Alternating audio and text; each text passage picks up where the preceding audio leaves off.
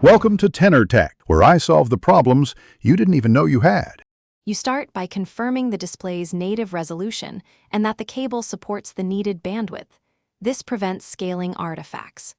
Once done, open Device Manager and look at the graphics adapter entry to ensure drivers are present.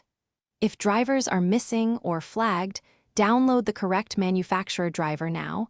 Do not rely on generic updates. Make sure to note model numbers and operating system version, because installing the wrong driver creates new problems.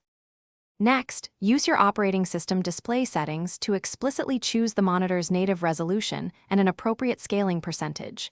This reduces blurriness.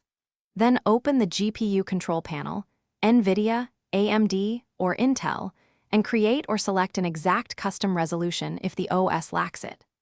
Once configured, align the refresh rate and color depth with the monitor's specifications and apply changes. Test with a full-screen image and confirm there's no stretching or black bars before moving on. Finally, reboot the system so settings and drivers initialize cleanly, and inspect cables and port seating once more to remove intermittent faults.